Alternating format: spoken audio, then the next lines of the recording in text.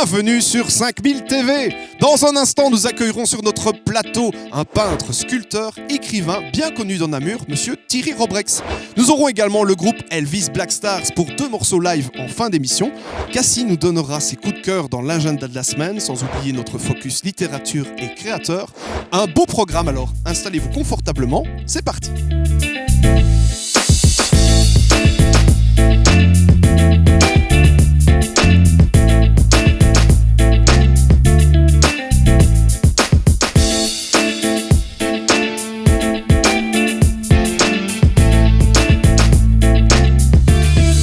Bonsoir à toutes et à tous, très heureux de vous retrouver pour cette 3e de 5000 TV.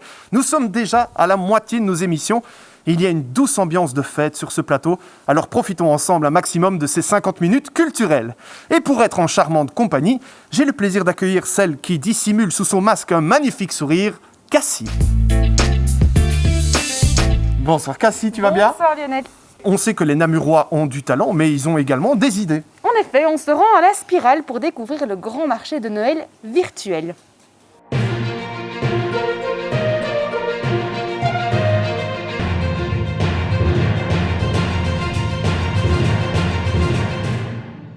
De la poterie, de la céramique et des sculptures, voilà ce qu'on peut retrouver au centre La Spirale à Natois. Mais en fin de compte, La Spirale, c'est quoi ? Mais la Spirale, c'est beaucoup de choses en fait. Donc, c'est à la fois un centre d'éducation permanente, et notamment par la valorisation des métiers d'art. Il y a 57 artisans qui sont membres permanents de l'association. Mais l'éducation permanente aussi, c'est d'autres projets annexes tels qu'un repair café, tels que des baraques à dons, tels que des boîtes à livres, tels que le projet Sardine, des conférences, etc. Puis c'est également un centre d'expression et de créativité. Et dans ce cadre-là, on a 17 ateliers hebdomadaires ici pour adultes et pour enfants, dans toutes les thématiques, que ce soit le théâtre, la peinture, la sculpture, la poterie. Et puis enfin, c'est un piano-bar également. Et donc la Spirale, c'est vraiment beaucoup de choses. Une structure qui, comme les autres, a été impactée par la crise sanitaire et qui a dû se réinventer. En particulier pour son événement phare, le marché de Noël annuel. Avec les mesures Covid, je veux dire, on a dû quand même arrêter beaucoup de choses. Donc, à part les activités pour les enfants en dessous de 12 ans, malheureusement, effectivement, on est à l'arrêt depuis plus d'un mois là maintenant, et donc c'est clair que c'est pas facile. Et le marché de Noël, oui, c'était un événement phare de la SBL, c'était la 31e édition cette année-ci. C'est un marché qui était assez exceptionnel parce qu'il fait la place uniquement aux artisans d'art reconnus. Et donc, il n'y a pas de nourriture chez nous, c'est vraiment des créateurs de passion. Il y a un peu plus de la moitié d'entre eux, d'ailleurs, vivent de leur art à temps plein. Et donc, c'est vraiment un soutien au secteur. Avec ce marché qui est tombé, effectivement, on s'imaginait mal de laisser nos membres dans la panade. Et alors, avec Moonlight, qui est un partenaire commercial, il nous a sollicité pour être effectivement cette plateforme en ligne. Et puis, je vais dire que ça se marche bien. Ils sont 36 artisans à nous avoir fait confiance. On est à plus ou moins 200 articles de vendus en 3 semaines, là, maintenant. Il y a plus ou moins 120 acheteurs et donc voilà, et ça ne fait que commencer, j'espère. Ce marché de Noël virtuel rassemble des dizaines de créateurs issus de toute la Wallonie, et en particulier de la province de Namur. Il y a à la fois des céramistes, je vais quand même en citer un, par exemple Guillaume, c'est un céramiste à temps plein depuis plus de 40 ans, c'est son métier. Il y a Dominique Mosquet également, une céramiste de Durbouy, pour lequel c'est son métier également à temps plein. Et puis plein d'autres, je vais dire, il y a Guy Deltour, qui est sculpteur sur pierre et sur terre du côté de Rochefort. Il y a des bijoutiers de la région également, il y a vraiment beaucoup de monde. Le site internet, conçu en collaboration avec un partenaire privé, se veut être simple, efficace et facile d'accès. Avec les partenaires Moonlight, donc ils ont bien fait ça, donc c'est une page web avec différents chalets. Chaque artisan a son propre chalet, donc un petit peu comme s'il était dans le marché de Noël. Et alors la visite permet de rentrer dans le chalet, de découvrir les œuvres. En fonction des artisans, il y en a qui ont 10 œuvres, il y en a qui vont jusqu'à 80 œuvres dans leur chalet. Et puis là, on peut choisir, on met dans un panier et puis on peut passer commande. Une caractéristique aussi, c'est qu'on fait un panier unique, et donc au niveau de la éco-responsabilité, je vais dire, s'il y a 5 commandes, c'est un seul paquet. Donc voilà, c'est une plateforme vraiment qui est très conviviale, il n'y a que 4 onglets au total et je crois que tout le monde s'y retrouve. Le marché de Noël virtuel de la Spirale est un bon plan si vous n'avez pas encore tous vos cadeaux de fin d'année. Rendez-vous rapidement sur legrandmarchédenoël.be. Mais quelle très belle initiative, vraiment bravo. Également dans l'actu, l'Allumette vient de lancer plusieurs appels à résidence artistique, 4 au total pour des domaines comme le théâtre, la musique ou le cirque. L'occasion de retrouver les plaisirs de la création dans un cadre professionnel. Et comme beaucoup d'artistes sont en ébullition en cette période, tant mieux, le TRAC lance également un appel à candidature, objet culturel à caractère scientifique. Si vous avez envie de repenser l'expérience culturelle grâce aux technologies, n'hésitez pas à poser votre candidature, toutes les infos en bas de votre écran. C'est la question que tout le monde se pose en cette période. Va-t-on enfin avoir un Noël blanc? Eh bien, réponse avec l'équipe d'improvisation, les Spipois. Et pour compliquer cette météo improvisée, vous le savez maintenant, je vais ajouter une contrainte. J'aimerais que vous soyez en humeur imposée, à savoir euphorique et déprimée. C'est parti!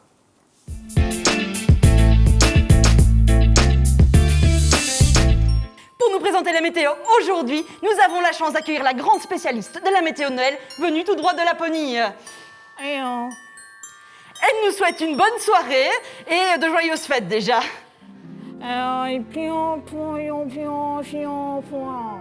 Alors, dans le Grand Namur, on va avoir une météo assez embêtante avec beaucoup de neige, mais ça va être chouette, on va avoir un Noël blanc.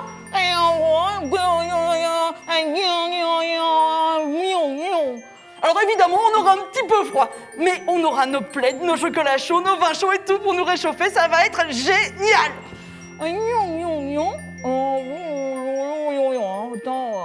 Alors, dans la région de Malvoisin, ça pourrait se passer un petit peu moins bien, mais ils vont s'en sortir pas trop mal, hein. Ils vont passer Noël coincés chez eux 3 jours. Ça va être terrible, baby boom dans 9 mois. Alors, sur Petit Ouaré, des grosses tornades vont arriver qui empêcheront le Père Noël d'arriver. Mais normalement, ça devrait pas poser trop de problèmes, hein.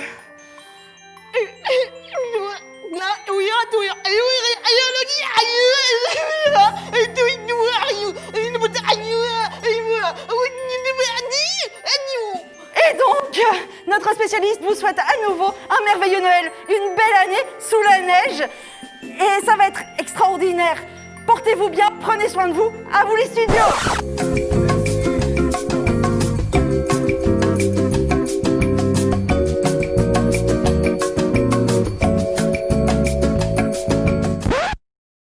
Alors, les Spipois, eh bien, j'imagine que vous ne venez pas de jambes. Non, Lyon, on vient pas de jambes. On est venu à pied. Est-ce qu'il y a des lieux où l'on peut vous retrouver en 2021 ? Alors, on espère pouvoir vous retrouver sur scène au Centre culturel Gabriel Bernard à Moustier-sur-Sambre. Pour plus d'informations, vous pouvez nous suivre sur la page Facebook Les Spipois sont rouges, avec les Spipois en un mot. Et je me suis laissé dire que vous cherchiez à augmenter vos rangs dans la jante masculine, c'est vrai ? Ah oui, parce que là, on a beaucoup de féminin, mais on cherche de la jante masculine. Si possible, sympa, Beau, jeune, intelligent, ayant déjà peut-être fait un peu d'impro, ayant beaucoup d'humour. enfin, qui ont envie de rencontrer un groupe d'amis, quoi. Merci en tout cas, les Spipois, on espère vous revoir très bientôt. Et c'est le moment de retrouver notre invité plateau. Exactement. Aujourd'hui, nous recevons sur notre plateau un peintre, un sculpteur, un artiste, en bref. Par l'art, la générosité et le dialogue, il s'engage socialement et politiquement. Bienvenue à Thierry Robrecht. Bonsoir, oui. Bonsoir Thierry, soyez le bienvenu. Alors, vous pensez quoi de notre plateau? C'est magnifique. Ouais. Ah Vous oui, vous sentez vraiment. à l'aise? Oui, vraiment. Pas Un trop bel froid accueil, voilà. Comme à la maison. Des œuvres. C'est très beau, c'est bien lumineux et accueillant. C'est Merci. gentil, merci aussi. Du coup, on va pouvoir commencer. Vous étiez programmé en juillet 2020 aux abattoirs de Baumel pour une forme d'exposition un petit peu particulière. On appelle ça un work in progress. En fait, qui passait devant l'endroit où vous étiez en train de créer pouvait s'arrêter. Est-ce que pour vous, le dialogue avec le public, la rencontre avec le public, presque une co-création, c'est quelque chose d'important dans votre démarche artistique? C'est essentiel, je pense. Surtout à notre époque, c'est-à-dire que voilà, on est dans une époque, tout le monde l'aura vu, nous sommes en confinement. Un artiste en création est en confinement presque permanent, c'est-à-dire que nous vivons très seuls, même si nous avons des métiers publics.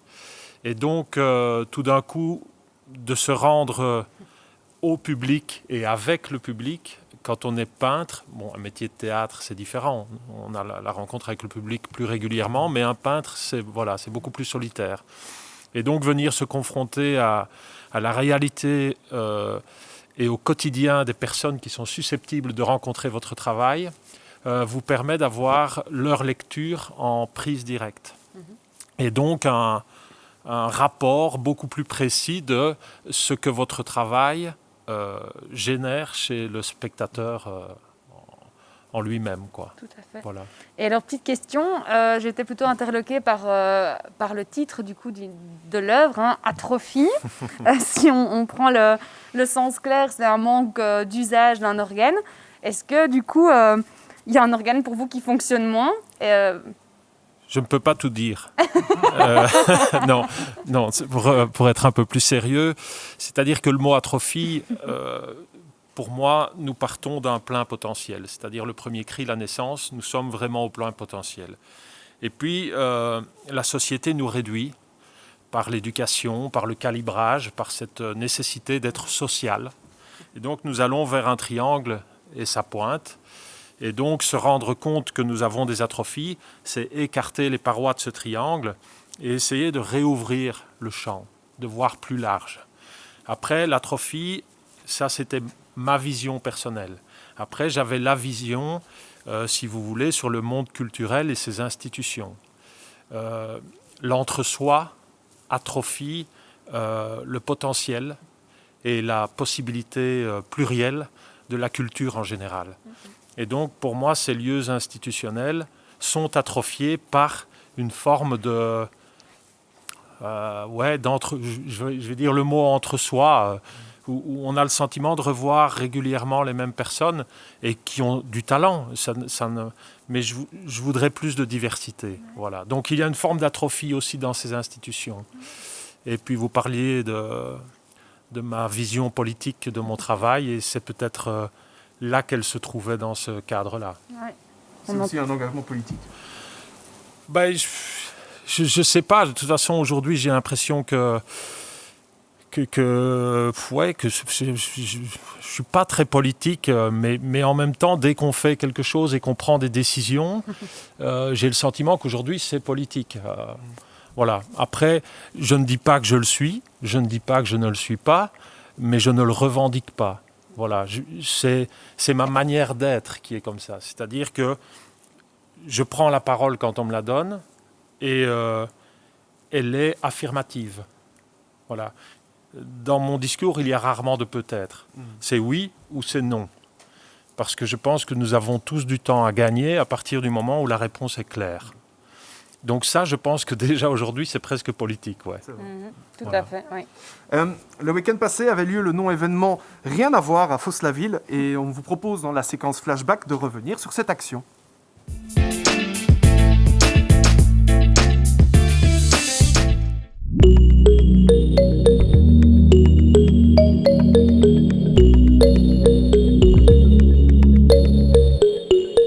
C'est une action qui s'est appelée Rien à voir, un non-événement strictement non essentiel.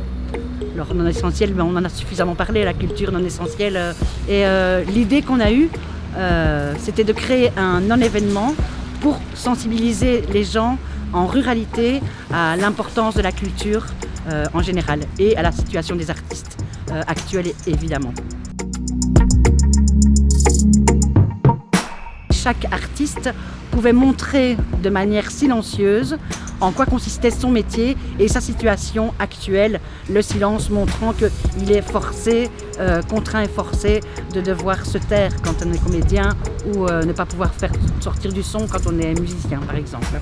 Alors on n'avait pas misé trop gros non plus à 4 jours de l'événement, il nous fallait absolument une vingtaine d'artistes et une vingtaine de stewards, ce qu'on a eu très facilement et tous ces artistes venaient un petit peu de partout. On avait des artistes locaux qui étaient là. Nous avions des artistes du Namurois, du côté de Charleroi, de Bruxelles et de Liège.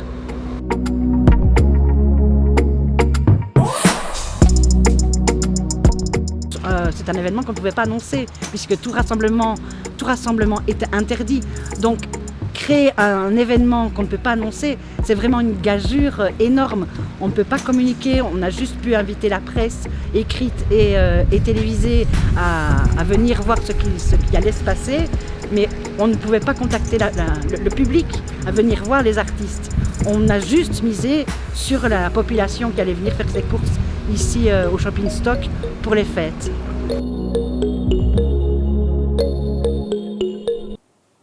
Merci beaucoup François, ainsi qu'aux responsables de cet événement, ô combien utile en cette période. Justement, vous venez de parler d'affirmation, peut-être, c'est ce qui est d'une certaine manière votre engagement. J'étais interloquée aussi par l'aspect du coup de votre, le coup de pinceau qui effectivement est un peu fort, un peu poignant comme ça, et puis vous, votre personnalité qui est plutôt douce et relativement calme, je trouve. Et je me posais la question, mais bon, ça c'est une question que je me pose de manière générale, et donc je trouve que c'est intéressant de vous la poser à vous. Est-ce que pour vous, la révolution douce, ça existe ? Non. Elle est brutale, elle sera toujours brutale. Dans l'acte, je suis brutal. Mais il n'y a pas de raison que mon acte brutal devienne une vie brutale. C'est-à-dire que... C'est la distinction. Oui, c'est vraiment la distinction. C'est-à-dire que la vie, il n'y a pas de raison d'être acariâtre, d'être désagréable avec les personnes. Voilà, je suis accueilli ici, je suis bien accueilli même, donc voilà. Mais par contre, mon acte de travail, voilà, je fais 1m90, je pèse 100 kg. Bien évidemment, quand je rentre dans la matière, c'est brutal. Entre la surface et la matière, il y a une rencontre très, très corporelle, très intense. Et donc, mon coup de pinceau a cette brutalité, mais c'est la brutalité de la vie. Voilà. La vie est brutale. On essaye de nous faire croire qu'elle ne le sera pas. Voilà. Aujourd'hui, plein de livres écrivent sur le bonheur, comment être heureux sans rien foutre. Mais ça n'existe pas. Et il y aura toujours des moments hauts, des moments bas. Et c'est ça qui est magnifique et que je trouve magnifique. Et c'est la brutalité que la vie nous envoie que j'essaye de retransmettre dans mon travail. Voilà, ouais. Oui, à nouveau, c'est oui ou non. Oui. C'est pas peut-être. Voilà. Régulièrement, on voit vos œuvres fleurir un peu partout dans Namur. Je pense dernièrement au Nid, au Grognon, également sur des plaques de gyproc qui peuvent cacher certains chantiers. Est-ce que du coup, Namur est un beau terrain de jeu pour vous ? Est-ce que cela vous inspire ? Oui, Namur, c'est ma ville, c'est là où j'habite. J'habite depuis 15 ans, un peu plus de 15 ans dans le centre-ville, au même endroit. J'ai mon atelier qui pour certains est un phare, c'est une fenêtre dans la nuit. Donc c'est ma ville. Je ne vais pas peindre à Bruxelles, je ne vais pas peindre à Paris, je ne vais pas peindre à Stockholm, je peins à Namur. Parce que ça aussi, ça fait partie d'un acte, pas politique, mais en même temps de prise de conscience. J'ai peint dernièrement aux facultés. Il y a une porte qui est remplie par des panneaux depuis, je crois, 5 ans. Et elle est sur la place du Palais de Justice. Donc, c'est-à-dire que tous les Namurois qui vont faire leur marché, dont je fais partie, parce que j'aime ça, passent devant ces plaques de bois depuis 5 ans. Et voilà. Et entre-temps, les facultés ont acheté moult bâtiments, nous font voir le grandiose et les fastes de l'université, mais cette porte n'a jamais été remplacée. Donc je suis allé peindre dessus. Et je peignais, il y a un agent de sécurité qui est passé, qui faisait son travail, et qui m'a posé la question de savoir ce que je faisais. Je lui ai dit, je peins. Voilà. Et donc, il est revenu après, et ce que je comprends tout à fait aussi, avec sa hiérarchie, qui est venu me trouver et qui m'a dit, monsieur, mais que faites-vous ? Je dis, je peins. Je réitère. Et lui me dit, nous allons certainement devoir l'effacer. Mais je dis, mais c'est pas grave, monsieur. Et alors, il me repose la question, il me dit, mais pourquoi faites-vous ça ? Et je lui explique là, voilà, je dis, je suis un habitant et nous devons vivre avec votre temporaire. C'est-à-dire que moi, je dois aller chercher dans ma ressource personnelle l'acceptation de votre côté temporaire des travaux. C'est-à-dire que vous avez une palissade là, une porte qui n'est pas remplacée, il y en a une là-bas, puis tout d'un coup, c'est des panneaux qui traînent dans la rue. Donc, à un moment donné, on ne sait plus et on est comme ça dans des zones qui sont... on ne sait jamais si c'est achevé, si ça commence, si c'est fini. Donc voilà, c'est juste ces dénonciations-là. Et c'est une forme politique aussi. Mais c'est ma ville, c'est là où j'habite. Voilà, et c'est là où j'aime intervenir et dire aux gens, il nous appartient de ne pas accepter. Voilà, De s'approprier aussi quelque part sa ville ? Oui, peut-être. Je ne sais pas si c'est s'approprier, mais c'est rappeler qu'il y a des êtres vivants dans cette ville. Oui, c'est une forme de contestation. Hein. Oui, c'est dire, voilà, nous sommes vivants, respectez-nous. Que ce soit les politiciens, que ce soit... Qu'importe, que ce soit même les citoyens entre eux-mêmes. Respectons-nous. Voilà. Et se respecter, c'est aussi à un moment donné dire stop. Voilà. Eh bien, pour continuer, moi je vous propose un beau concours. Et oui, pour respecter aussi son prochain, pourquoi pas, pour se faire plaisir, avec des produits Hoop. Alors vous connaissez sûrement la bière, je suppose, Thierry. Oui. Nous en avons déjà 3 ici sur ce plateau. Bien, c'est un pack qui est à remporter. Nous avons également dans ce pack des chips Lucien. Je vous les montre ici. Voilà, c'est du belge, il faut en profiter, sans gluten. On a un magnifique saucisson à la Hoop qui me fait envie depuis tout à l'heure et je ne peux pas y toucher. Un Opinel également, une planche, des biscuits. Bref, tout ça est à remporter sur notre page Facebook 5000. Alors, c'est l'heure du Focus Créateur. Cette semaine, Sarah est allée à la rencontre de Juliette Bonmariage, créatrice et restauratrice de vitraux, qui est installée au hangar à Saint-Servais. Bonjour et bienvenue dans l'émission Focus Créateur sur 5000 TV. Aujourd'hui, je suis au hangar à Saint-Servais en compagnie de Juliette Bonmariage, une artisane du vitrail. Bonjour Juliette, est-ce que tu peux nous parler un petit peu de ton univers ? Alors moi je suis artisane du vitrail, il y a plusieurs nominations qui existent. Il y a vitrailliste qui comprend très bien ce qu'on fait et il y a maître verrier qui est vraiment aussi, mais qui englobe aussi les personnes qui font le verre, quoi. Donc moi mon travail consiste en fait à faire du vitrail, c'est-à-dire créer et restaurer le vitrail. Donc je découpe le verre, je l'assemble en 2 techniques principales qui sont la technique au plomb traditionnelle et la technique en Tiffany. Donc la technique Tiffany, en fait, c'est un sertissage qui se fait avec un ruban de cuivre. Donc en fait, on prend une pièce de verre qu'on vient sertir en fait un ruban de cuivre tout autour et après on vient souder tout le long la pièce de verre ensemble. Donc ce qui permet aussi de faire des lampes Tiffany, donc qui permet de faire du 3D, que le technique au plomb reste à plat, mais une meilleure rigidité, une meilleure souplesse aussi dans le vitrail. Artisan du verre, vitrailliste, c'est vraiment un métier qui est quand même assez rare. C'est pas un métier que tout le monde a envie de faire. Qu'est-ce qui t'a vraiment poussé, toi, à te dire « Ok, c'est ça que j'ai envie de faire plus tard » ? Alors moi, ça m'est arrivé par le biais du hasard. J'étais en recherche d'un travail artisanal. J'étais à l'époque, ça date en 2013, où j'étais en train de me chercher un petit peu. J'avais fait des études artistiques en secondaire, j'avais un sens tiré par l'artistique, mais pas par la création pure, on va dire, point de vue artistique. L'artisanat commençait à me travailler et en fait, je suis tombée sur quelqu'un qui a eu envie d'avoir un apprenti. Et c'est là que j'ai fait mon apprentissage et que j'ai travaillé pendant plusieurs années avant de me lancer moi-même dans mon propre atelier. Et ça me correspond assez bien en fait le vitrail. C'est quelque chose qui se fait du dessin à plat, qui vient s'agencer aussi en aspect décoratif, mais qui a aussi son utilité au sein de la décoration d'intérieur. Et ça me correspond vraiment bien en tout cas pour tout ce que je puisse expandre dans mon univers artistique. Qu'est-ce qui est le plus dur dans le travail du verre ? Est-ce que c'est le matériau ou est-ce que c'est vraiment le fait que tu dois être vraiment très très précise pour ne rien casser ? Il faut être précis en fait, il faut beaucoup de patience. Le matériau en soi, on apprend facilement, comme quand je donne cours à mes élèves. Couper le verre et l'assembler, ça va assez vite. Ce qui est compliqué en fait, principalement, en fait, c'est de vraiment, il faut être précis en fait, parce que quand on se retrouve face à un vitrail on est à 2 mètres d'auteur et on peut pas s'amuser à le modifier en fait, quoi. Donc il faut être précis de base et c'est ça qui demande, je trouve, le plus de temps en fait, à comprendre comment bien. C'est pas une question de bien mettre en plomb tout ça, c'est vraiment en fait comment bien comprendre l'ensemble du travail en fait pour pouvoir en faire une bonne création, une restauration correcte, quoi.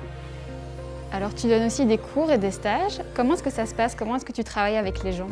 Ça se passe ici à l'atelier. Moi, je fournis le matériel, je fournis les outils. Donc tout est compris dans le prix. Je demande 60 € pour les 3 heures, quoi. Si on est intéressé par ce que tu fais, par ce que tu proposes, est-ce qu'il y a un endroit où on peut te retrouver sur Internet, sur les réseaux sociaux ? Donc j'ai une page Facebook que j'ai appelée Atelier du Vitrail Namur et une page Instagram également. Si on me tape sur Google, on me retrouve facilement, mais on va dire on a mes coordonnées principalement. Et sinon, c'est via mon numéro de téléphone essentiellement que les gens me contactent ou par mail. Merci beaucoup Juliette de nous avoir accueillis pour cette interview. Et vous, je vous retrouve la semaine prochaine pour un nouveau Focus Créateur. Merci Sarah. Et comme on le disait la semaine dernière, nous avons la chance sur ce plateau d'avoir une œuvre de Juliette Bonmariage. Merci beaucoup. Ainsi que, regardez, je l'ai en plateau, j'en profite pour vous les montrer. Ces magnifiques vitraux, voilà, qui sont ici.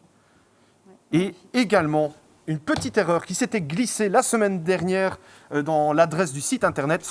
Sachez que la seule bonne adresse internet, c'est celle qui s'affiche pour le moment sur votre écran. Voilà. Thierry, Oui. on a vu du coup l'atelier de Juliette Bon Mariage. Il ressemble à quoi le vôtre? Alors, le mien, c'est... Le fixe, on va dire. Le mien, il est très petit. Il n'y a presque pas de lumière. Et il y a de la peinture partout. Et puis... C'est une volonté, la lumière? Non, c'est avant tout un handicap, mais en même temps avec lequel j'ai appris à travailler. Et donc, quand je sors les toiles de l'atelier, parfois elles sont beaucoup plus lumineuses que ce que je ne pensais qu'elles sont. Donc on pourrait dire que c'est un avantage quasiment. Mais voilà, donc oui, il est très petit, mais je me sens bien dedans. Et puis ce que j'aime, c'est qu'il est en plein centre-ville. J'adore ça, ça manque. Voilà, je trouve que ça manque des fenêtres où on peut voir des personnes travailler.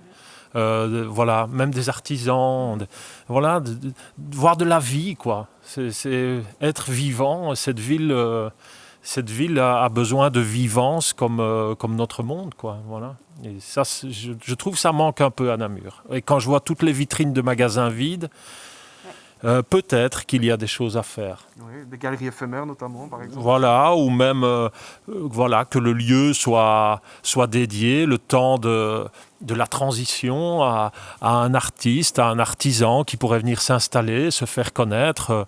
Je ne sais pas moi, un artisan qui travaille à Wanfersé-Bolet, à Houillet, qui tout d'un coup viendrait dans le centre de Namur avec son petit matériel, créer des choses et que tout d'un coup, de Namur, on se rende compte qu'il existe et que quand il ne sera plus à Namur, on puisse aller à Houillet ou à Wanfersé-Bolet le rencontrer et acheter ses créations, comme cette demoiselle qui crée ces petites boules de Noël.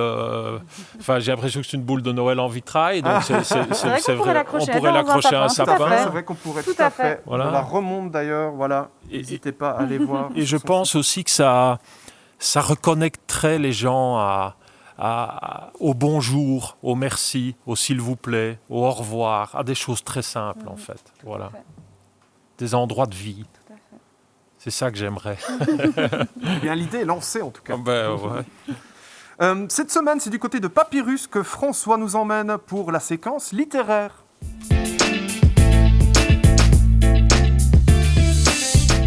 Salut à toutes, salut à tous. Aujourd'hui 5000 TV dans le quartier du Grognon. On est dans l'immense librairie Papyrus et on va retrouver Catherine Manger qui va nous parler d'une autrice et illustratrice qui vient d'Andenne.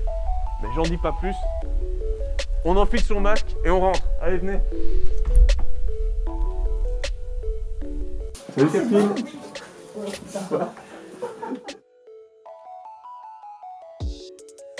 Le livre dont je propose de vous parler aujourd'hui, ça s'appelle La Liste. C'est un livre qui a été édité dans une maison d'édition belge qui s'appelle Alice Jeunesse, qui fait vraiment des livres super qualitatifs et je vous conseille vraiment de les découvrir. Et le livre La Liste, il est écrit par Mylène Vigneault et Maud Rougiers, deux autrices qui ont coécrit le scénario.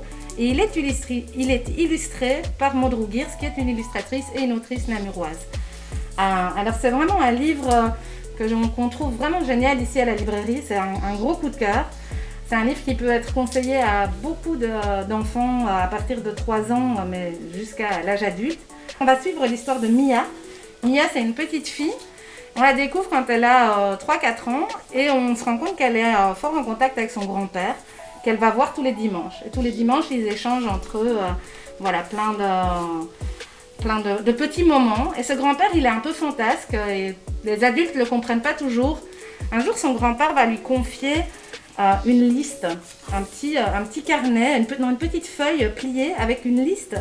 Et cette liste, ça reprend toutes des choses à faire qui sont, oui, aussi un petit peu, qui peuvent paraître parfois futiles ou parfois très concrètes, comme monter tout en haut d'un arbre, observer les nuages, se balancer très très fort sur une balançoire. Et son grand-père lui confie une mission, c'est de remplir un maximum de points sur cette liste avant qu'elle ne soit trop grande pour ne plus avoir envie de les faire. Et on va suivre alors cette petite fille Mia pendant toute son enfance et son adolescence. Elle continue à voir son grand-père. Quand elle grandit, elle va le voir un peu moins souvent, mais il ne la juge pas parce qu'il comprend qu'elle est en train de grandir. Et un jour, on comprend aussi que son grand-père n'est plus là.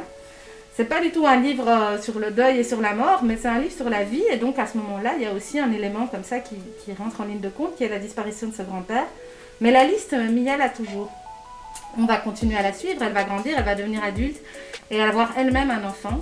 Donc, c'est un livre qui est vraiment génial à tout type d'âge et qui nous rappelle un peu que dans la vie, il faut prendre le temps de faire des petites choses parfois pas très utiles, mais qui sont importantes. Et alors, ce qui est aussi génial, c'est que quelques semaines après la sortie de ce livre, la maison d'édition a édité un petit carnet qui s'appelle aussi Ma Liste, et dans lequel on va retrouver une partie de l'histoire et surtout plein de petits éléments à pouvoir compléter nous-mêmes. Des pages blanches aussi où on peut écrire nous-mêmes des idées de listes de choses à faire. Donc, c'est un chouette petit complément comme ça qui permet aux enfants et même aux adultes de rêver, de créer, de réfléchir à ce qu'ils font tous les jours dans leur vie. Et voilà, c'est vraiment un gros coup de cœur pour nous à la librairie, ces deux petits livres qui sont sortis il y a quelques mois. Ma liste, c'est le coup de cœur de Catherine à retrouver chez Papyrus parmi tant d'autres livres. Le moins qu'on puisse dire, c'est qu'ici, il y en a pour tous les goûts. Alors, venez jeter un œil et moi, je vous dis à la semaine prochaine. Ciao! Merci François, merci de nous donner encore des idées à ajouter à notre liste de cadeaux de Noël. Thierry Robrex, on peut observer chez vous que vous prêtez parfois à l'homme des aspects d'animaux. Je pense notamment à une vitrine qu'il y a dans Namur. Je crois qu'on va voir d'ailleurs les images tout de suite. Je voulais vous demander comment vous l'expliquez, cet aspect que vous donnez. Est-ce qu'il y a une explication déjà ? Oui, en fait, ces animaux sont le fruit de l'exposition dont Cassie parlait tout à l'heure. C'est l'atrophie, en fait. Ces animaux ne sont pas vraiment des animaux, mais ne sont pas vraiment des humains. Donc, où les classe-t-on ? Voilà. Qui sont-ils ? Parce qu'aujourd'hui, pour être quelqu'un, il faut ressembler à quelqu'un d'autre. Eux ne ressemblent à personne, et donc, que fait-on avec eux ? Et c'est la question que je pose très souvent dans mon travail. J'ai le sentiment... En fait, moi, je suis un homme très simple. Hein. Je ne suis pas plus intelligent qu'un autre, mais je regarde le monde dans lequel nous évoluons et je remarque quand même, sans me prendre au sérieux, mais je remarque quand même beaucoup de personnes qui souffrent, de personnes qui se sentent... marginalisées, par exemple ? Oui, ou pas intégrées dans ce monde-là. En difficulté en tout cas. Et voilà, ces animaux, ces mi-hommes animaux représentent pour moi ces personnes-là. C'est des personnes qui sont impossibles à caser, mais qui ont une poésie en elles. Si on les regarde, il y a des failles, il y a des forces, comme chez chacun. Et donc c'est ça qui m'intéresse en fait. Voilà. Très bien, merci. On dit que l'art est une thérapie. Qu'est-ce que l'art a apporté à Thierry Robrex ? Vous avez 3 heures. Ouais, c'est une question très vaste. Moi, j'ai commencé très tard mon parcours. J'avais 30 ans. J'ai fait beaucoup de choses. J'ai fait du théâtre. J'ai commencé par le théâtre. Je fais du théâtre de rue. J'écris toujours. Je peins. Donc l'art, c'est une forme de naissance, je crois, en tout cas d'affirmation peut-être. Ça vous a aidé à vous affirmer, oui, vous pensez ? Oui, en tout cas, on parlait de respect tout à l'heure, à respecter la singularité aiguë dont je suis le garant. Mais comme vous êtes le garant de votre singularité aiguë, comme vous êtes voilà, si vous voulez, cette singularité, c'est la richesse et la diversité de notre société. Et aujourd'hui, elle n'est plus... on a l'impression qu'elle n'est plus entendable. On a l'impression que quand quelqu'un l'exprime, on le regarde un peu de travers en disant « oui, mais il se prend au sérieux ». Non, il a juste envie qu'on respecte ça. Et il n'a pas nécessairement envie de ressembler à son voisin, à sa voisine. Il a juste envie d'être lui. Voilà. Et donc, moi, c'est peut-être ça. C'est cette affirmation d'une singularité. Voilà. Merci. Je pense. Oui. On retrouve du coup Charles qui est avec les gars de Elvis Black Stars. C'est la séquence Backstage.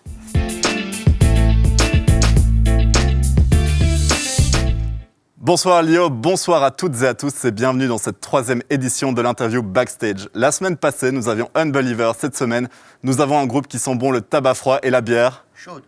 Elvis Blackstars, bonsoir. Bonsoir. Bonsoir. Comment vous vous sentez? Pas trop mal. Est-ce que vous pouvez nous parler des 2 morceaux que vous allez nous interpréter dans le live de fin d'émission?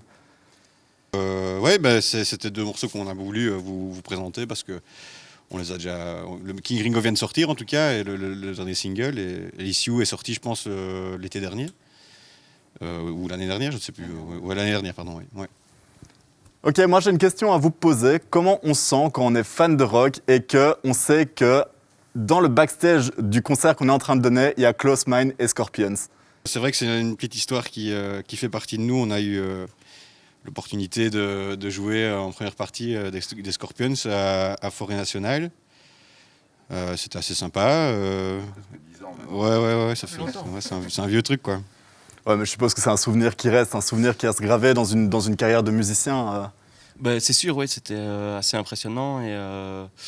Et voilà, mais c'est vrai que depuis ça, on a fait pas mal de trucs, de choses, que ce soit des enregistrements. On a sorti un album à ce moment-là. Après, on a sorti un EP. On a fait une pause, une longue pause. Et puis là, on revient avec un nouvel album qui est censé sortir fin de l'hiver ou au printemps prochain.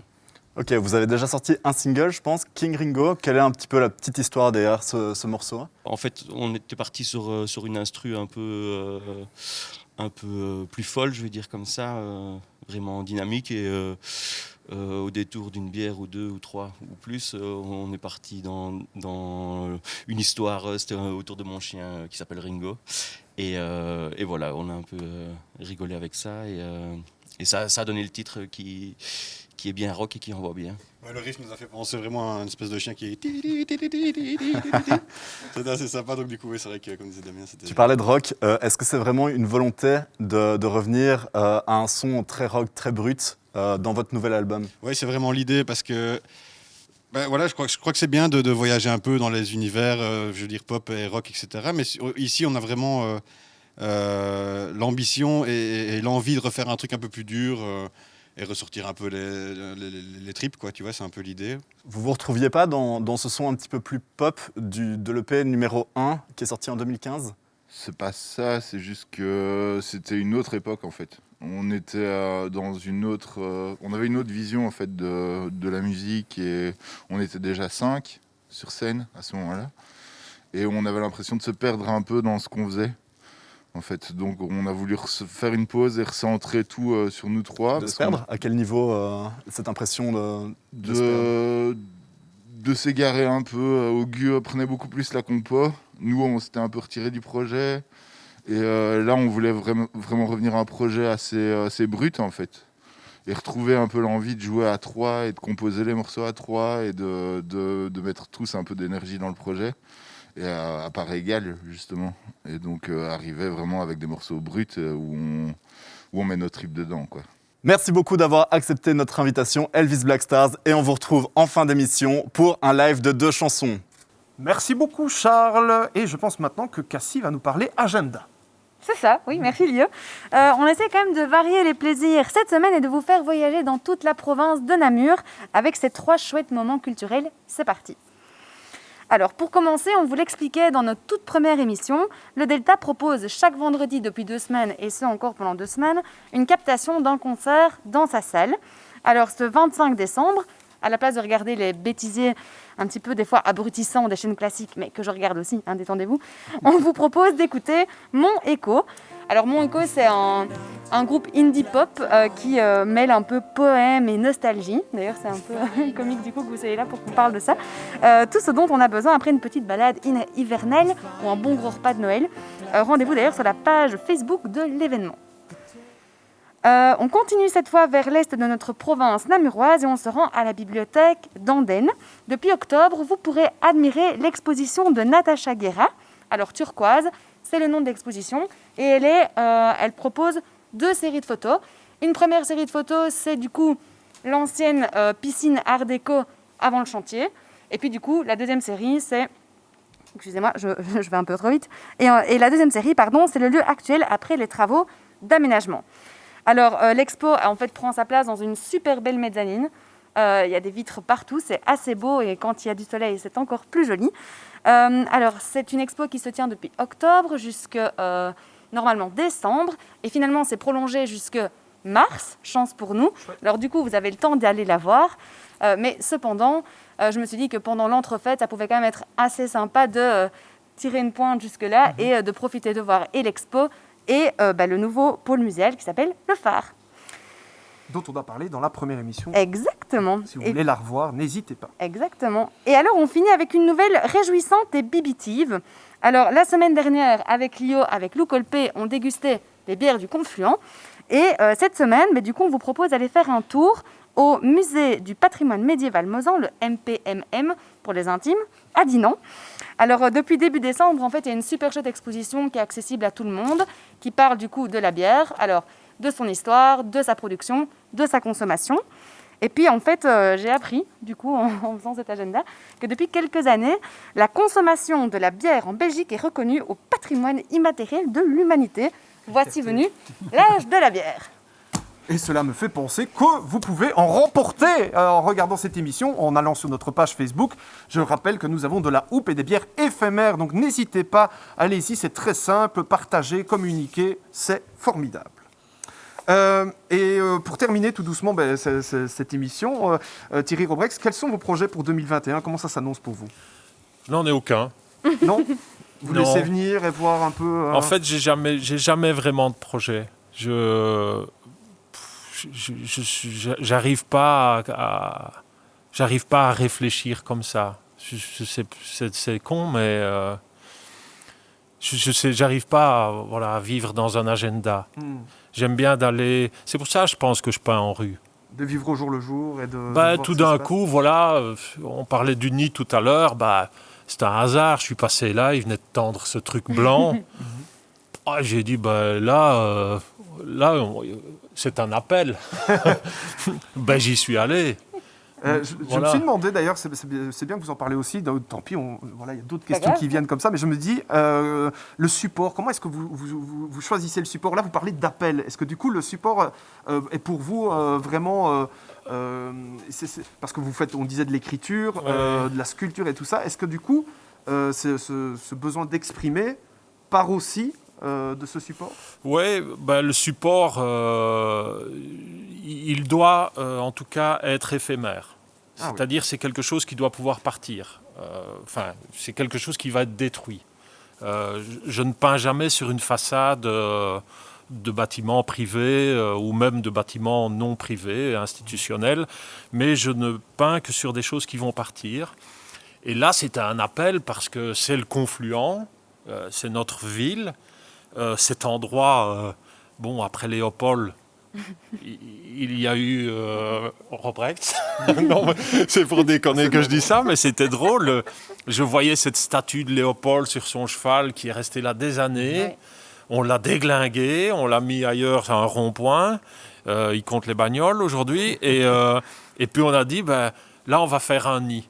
Et puis sur ce nid, je ne sais pas pourquoi, ils sont venus mettre ce plastique blanc.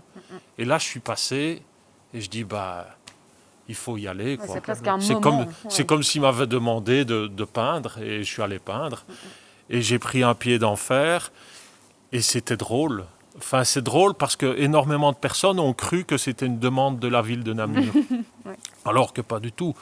Mais en même temps, j'ai rien détruit, quoi. Je savais que ça allait partir à un moment donné, mais c'était un kiff monumental, ouais. Voilà, là, tu peux dire, tu vois, moi, je bois pas d'alcool, donc je sais pas ce que c'est une bonne beuverie, mais là, moi, j'ai pris un pied, mais... Et j'étais tout seul, hein.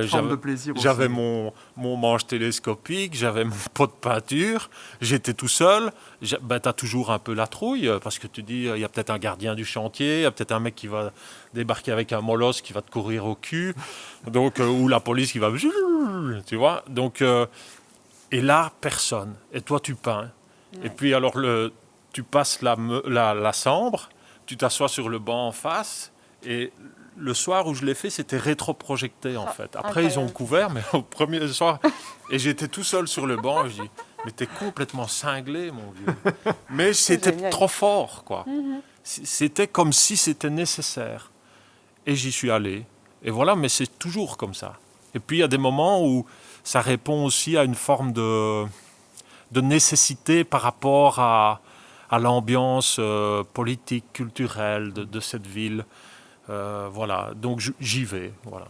La période coronavirus, ça vous a inspiré? Non, ni plus ni moins. Ni plus ni moins. Je suis juste triste pour les personnes que je connais.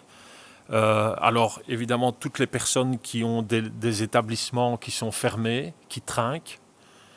J'en connais beaucoup, des personnes qui ont des établissements Horeca, des coiffeurs, des personnes qui ont travaillé toute leur vie et qui trinquent. Ça m'attriste énormément. Des groupes de musique, des artistes qui ont travaillé sur des projets et qui ne peuvent pas les amener au monde. Voilà, c'est comme si c'était des fausses couches, en fait. Ça doit être une catastrophe. Et c'est aussi pour ça qu'on a fait cette émission, donc vraiment, on pense à eux aussi. Voilà. Merci beaucoup, Thierry Robrex. Merci Avec d'avoir grand plaisir. accepté notre invitation. Merci à toi aussi, Cassie, de Merci, m'avoir Lionel. accompagné une fois de plus. Eh bien, je vous souhaite de passer un joyeux Noël. Tout de suite, c'est la séquence live avec Elvis Black Stars.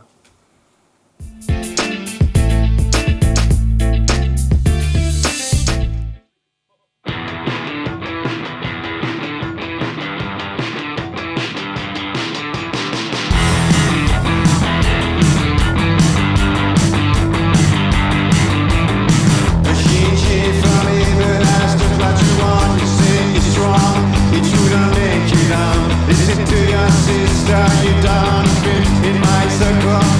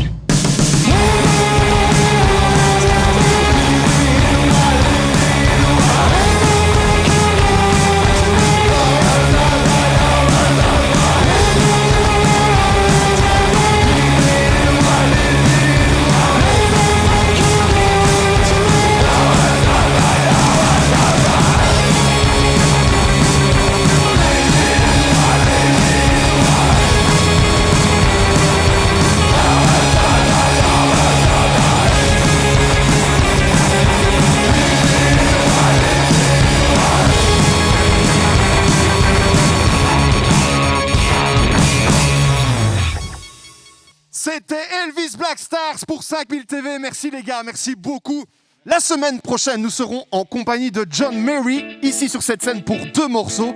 Merci à nos partenaires, merci à vous, cher public, d'avoir été si fidèles. Continuez de liker, partager, commenter cette émission. C'est grâce à vous aussi qu'elle existe.